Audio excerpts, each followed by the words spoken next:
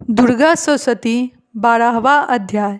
देवी बोली, जो मनुष्य एकाग्र मन से नित्य प्रति स्तोत्रम दुर्गा सप्तशती से मेरी प्रार्थना करता है, उस मनुष्य की समस्त बाधाओं का मैं निश्चय ही शमन कर देती हूँ। जो मधु कैटभ का विनाश, महिषासुर का घात और शुंभ और निशुंभ के वध का कीर्तन करेंगे तथा अष्टमी चतुर्दशी तथा दोनों पक्ष की नवमी को एकाग्र मन से मेरे महात्म्य को भक्ति सहित श्रवण करेंगे, उनके समस्त पाप तथा पाप जनित आपत्तियाँ भी दूर हो जाएगी। उनके घर में दरिद्रता न होगी और न उनके स्वजनों का वियोग ही होगा। ऐसे मनुष्य को शत्रु, चोर, राजा, सशस्त्र, अग्नि और जल आदि से भय नहीं होगा। इस कारण एकाग्र मन से मेरे इन महात्म्य का भक्ति सहित पाठ करना और श्रवण करना चाहिए। मेरा यह महात्म्य महामारी से उत्पन्न समस्त उपद्रव्य तथा तीनों प्रकार के उत्पादों को शांत करने वाला है। जिस स्थान पर भली भांति नित्य प्रति मेरे महात्म्य का पाठ किया जाता है, उस स्थान को मैं कदापि नहीं छोड़ती। मैं वहाँ सदैव निवास करती हूँ। बलिदान, पूजा, हवन तथा अन्य महोत्सव आदि में मेरा यह महात्म्य पाठ करना और श्रवण करना चाहिए। जानकर या बिना जाने जो भी बलि, पूजा तथा हवन करेगा, उसे मैं प्रसन्न पूर्वक ग्रहण करूँगी। प्रतिवर्ष शरद काल में जो महापूजा की जाती है, उस अवसर पर मेरा महात्म्य भक्ति पूर्वक श्रवण करने से मनुष्य समस्त बाधाओं से विमुक्त होकर धन धान्य तथा पुत्र पौत्रों से परिपूर्ण हो जाएगा। इसमें तनिक भी संदेह नहीं है। जो मेरे इस महात्म्य तथा शुभ उत्पत्ति और पराक्रम को श्रवण करते हैं, वे युद्ध में निर्भय हो जाते हैं। इस महात्म्य के सुनने वालों के शत्रु नष्ट हो जाते हैं, उनका कल्याण होता है और उनका कुल कुटुंब आनंदित रहता है। शांति कर्मों में स्वप्न देखने पर ग्रह जनित भयंकर पीड़ा में होने वाली समस्त कष्ट शांत हो जाते हैं।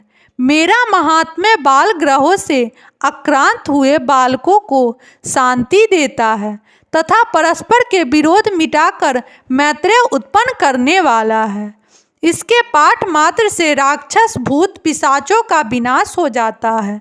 यह मेरा महात्म्य मनुष्य को मेरे समीप लाने वाला है।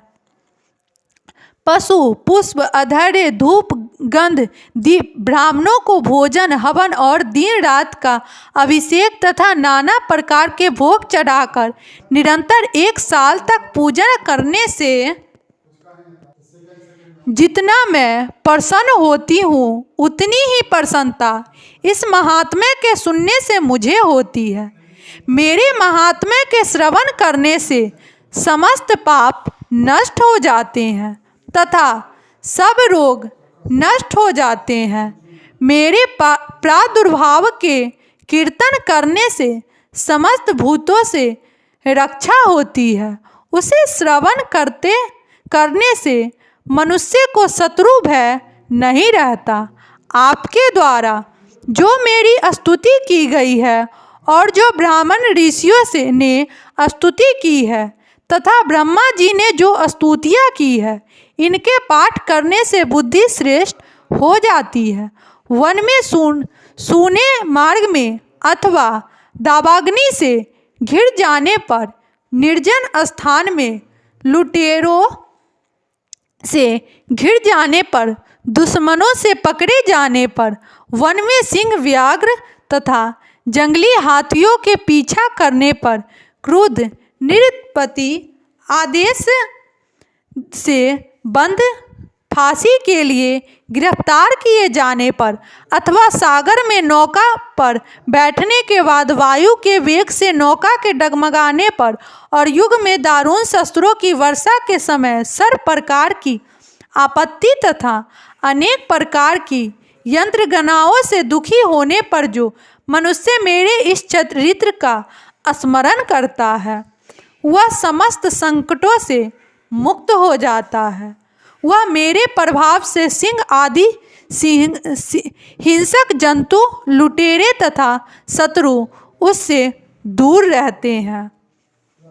ऋषि बोले, इस प्रकार इतनी ही कथा कहकर प्रचंड विक्रमा भगवती चंडिका देवी समस्त देवताओं के देखते ही देखते वहीं अंतर्ध्यान हो गई और सभी देवता निर्भय होकर पूर्वत अपने अपने अधिकारों का पालन करने लगे तथा शत्रुओं के नष्ट हो जाने पर अपने अपने यज्ञ भाग का उपभोग करने लगे। युद्ध स्थल में देवी के द्वारा असुर तथा सुम निशुम के मारे जाने से सभी राक्षस पाताल लोक में चले गए। हे राजन, भगवती अंबिका देवी इस भांति नित्य होती हुई भी अनेक बार जन्म लेकर जगत की रक्षा करती है। वही विश्व को मोहित करती है और वही ही जन्म देती है तथा वे ही प्रार्थना करने पर संतुष्ट को विज्ञान एवं समृद्धि प्रदान करती है।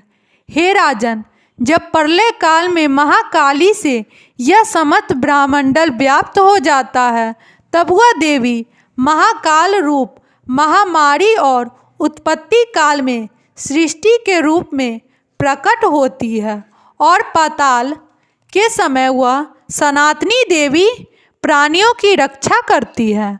वही देवी अभ्युदय के समय लक्ष्मी रूप हो मनुष्य के अनेक प्रकार के ऐश्वर्य की वृद्धि करती है और आपत्ति काल में लक्ष्मी का नाश करती है। पुष्प, धूप, गंध आदि से पूजा करने तथा स्तुति करने पर वह देवी धन, पुत्र और धन्य में शुभ मति तथा उत्तम गति प्रदान करती है। बोलो दुर्गे महारानी की जय।